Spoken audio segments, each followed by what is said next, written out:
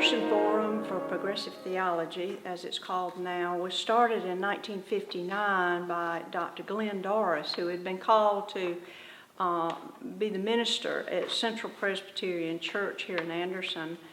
And when he came, he had been involved in the seminary and previously with being sure that the congregation was in touch with what the minister was saying. It wasn't just two separate things. They were working together on their journey through their faith journey. And he got a group together from Central Pres that were very receptive to the idea of starting a school of theology. And then he reached out to the community and got several ministers and professionals in the area to join the board. And then later on, even there was primarily men at first, but not very long after they started, some women were added to the board. And then the school was named the Anderson School of Theology for Laypersons. In the last 5 years, I guess, we've changed the name now that we felt would be more appropriate for what we're doing at this point to the Anderson Forum for Progressive Theology. When it started off, it was sort of a school where they would have classes, and some of the other members could to describe that in the early 1960s.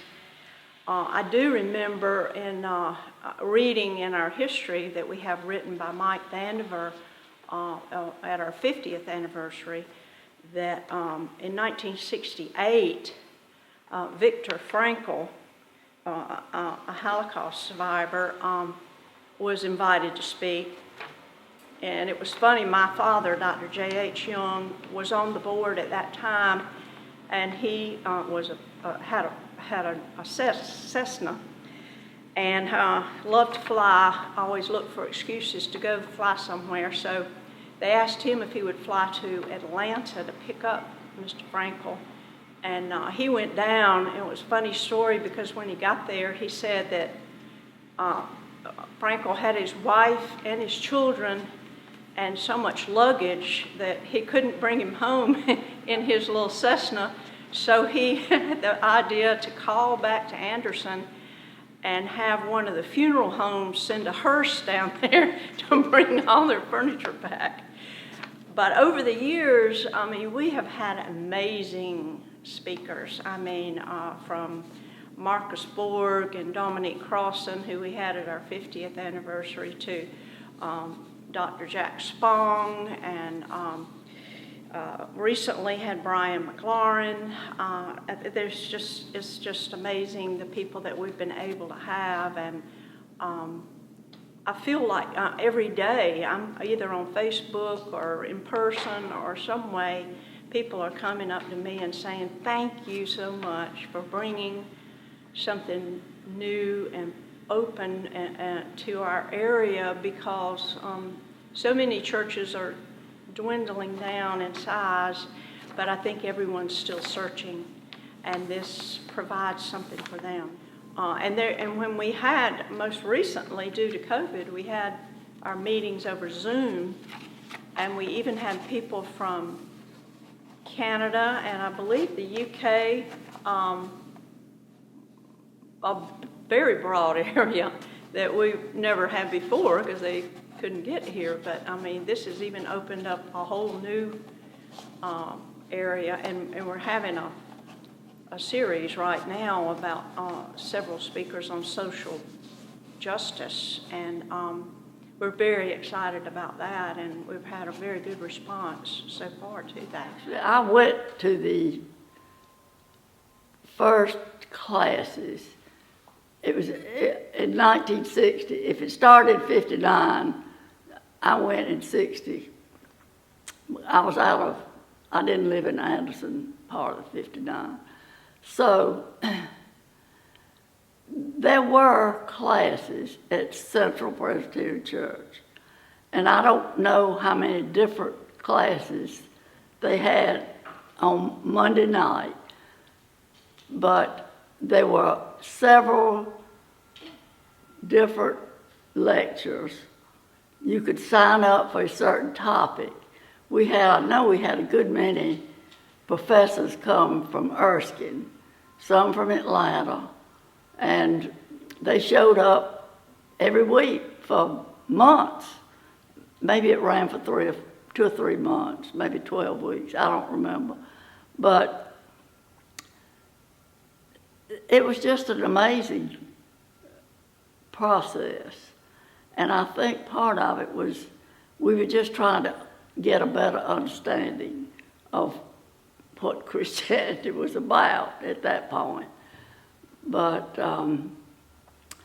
they were all different topics, and sometimes it was history, sometimes current theology, just a variety of subjects that were presented then. And it was an amazing school. I don't remember how many years it went on in that format, but it probably, and money was always a problem. We never had any money at that time.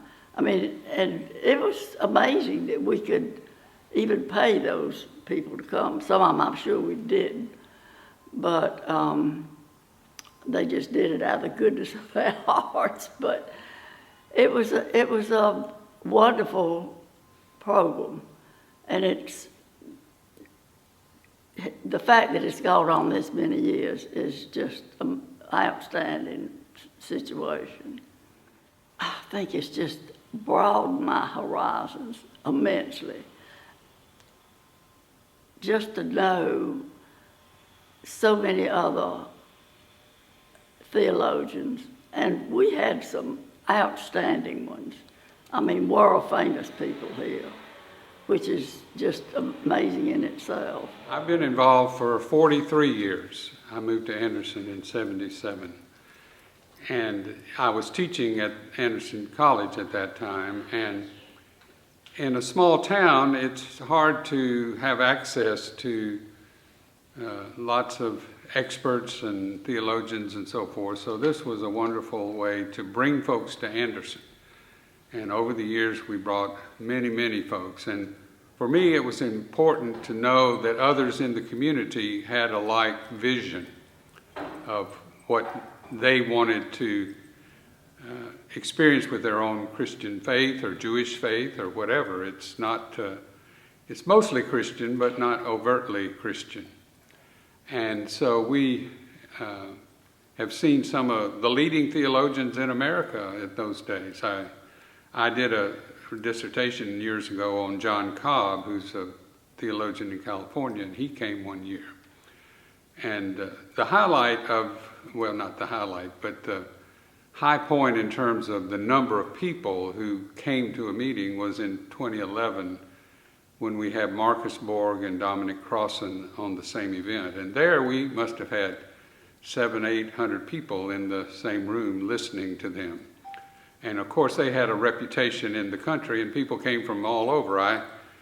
I met a guy who had been my classmate in college 30 or 40 years earlier who lives in Atlanta, and he came up for that, and there he was, and hadn't seen him in 30 years, but he was here for that lecture. So now that we're doing Zoom, we can get people from all over the country, and they don't have to fly in and stay in a hotel and so forth. But it's important to know that others are on their own quest and are looking for fellowship and camaraderie. The board is a great group of people. It's not a club necessarily, but it's certainly a group of people who support one another and have good fellowship in addition to bringing in the speakers. And so I just think it's a unique group with a unique mission, and it has had an important impact for lots of people. And I think our mailing list now has 600 or 800 people on it. And so we're trying to provide content and discussion and opportunities to learn for many, many people, and all who will come are welcome. I first encountered this group when I was a new English teacher at Anderson College in either 71 or 72. No, that's not right. That's when I was a student. Either 78 or 79. There was a meeting, I believe, hosted at the college where this scholar was talking about Christianity in literature. And he was talking about Flannery O'Connor, who I occasionally taught, and so it was a natural fit for me to be there. And then over the years, I continued to come to other meetings and was always enriched by the content and very much enjoyed the fellowship. And so then about 2007, I think, somebody invited me to join the board, and I didn't feel like I had a whole lot to offer, but I joined anyway. And then we happened to start a website, and I could do a little bit of that. And then we developed an email list, and I've managed that pretty much since then. And so I feel like I've been able to contribute something. I'm very glad I was able to, and it's been an enriching experience from day one. Well, 4 or 5 years ago, I became a member, and I'm experiencing this organization as a beneficiary of people like these persons who have been on it for a long time and invested themselves along with other people that I haven't even known. To me, I have in understanding what this organization is, I understand it as a bridge to bring together two different worlds. And one of the worlds is the world of the academy, of the university, of ministerial study, of serious biblical and theological exploration and study, as opposed to the pew. And so often there is this disconnect between the pulpit and the pew, and this organization I see as a bridge between the two. That the narrative, each of the worlds has a different narrative, and the vision of the group, as I understand it, presently and going all the way back to its inception, was to create to bring the academy to the pew, because there was the motivation that we feel today. I think, as I have read the history and as I understand the people, and was to bring the power of spirituality, be it Christian or Buddhism or mysticism or whatever it is, bring it to the average person, but the narrative being played out in the average church and the average mosque and the average person, that narrative was just one of personal piety, personal relationship with Jesus in the Christian context. But that was not the narrative in the academy of serious biblical and theological study that engaged the society in justice. So it was to bring together the obligations of faith to real life.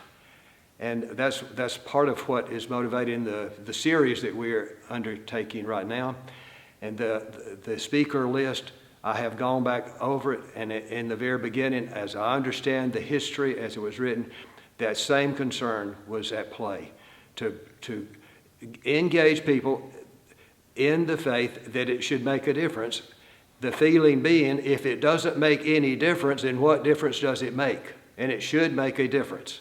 And this organization is about making a real difference in the thinking and then in the behavior and the commitment of people. So I'm indebted to people like these folks as a newbie in the community and on the board. When I grew up here in Anderson and went to college at USC, and when I came back in 2004, worked here for a year before I moved away and went back to school again, and got to know a group of pastors and faith leaders that called themselves the Bagel Bunch, because they would meet over at the bagel shop and talk about this or that topic. And I sat in with them a few times and was really captivated about the kind of issues that they would talk about. And while I had never, as a younger person, I wouldn't say that I'd ever lost my faith. I had gotten out of the habit of having a regular church group or going to church on a regular basis. And meeting with that group of folks, most of whom actually were involved with the theology school, kind of got me wanting to go back to church and re-engage with my faith and with the Bible. And I think eventually one of them said, hey, we need some younger people on the board. And I was younger then. And joined up and been involved ever since, one way or the other.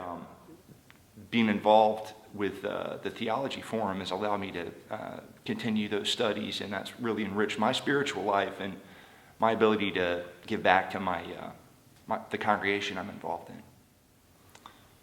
So, being involved or coming to a lecture allows you to engage with issues that are being talked about all throughout the country, all throughout the world. Sometimes, and this isn't just Anderson, this is any small community, we get just focused on what are we talking about at my church, or what are we talking about in my community, and it allows you to plug in with Christians in all parts of the country. And I would note that, the Theology Forum, we have Jewish folks involved. We've reached out to folks in other faith communities. So there's an opportunity for interfaith dialogue too, and that's really enriching and really productive. I'll say for myself, what it's given to me is you realize that, and I say this from being in the Christian tradition, when you engage with Scripture, or when you engage with the faith, it's not just a flat surface. It's more like a diamond, and the Theology Forum allows us to study things a little bit more deeply, and what you notice is whatever perspective, the closer you look, whatever perspective you're looking from, and it helps to look all around, light is reflected, sometimes in new and surprising ways, and that's wonderfully enriching, and just been a great thing. And that's a resource that's available to the entire community. And it also somewhat goes to the tradition of this community is having a theology school. We had the Johnson Seminary here a long time ago. Even from the very early history of Anderson, some very highly educated and thoughtful faith leaders, and this, I think, kind of carries on that tradition. We had a speaker a few years ago who talked about the Psalms. I believe it was Walter Brueggemann, and you grow up and kind of hear the Psalms are there as kind of an old hymn book, or they contain prophecy about the future of the faith, that kind of thing like that. But they are such a rich faith resource.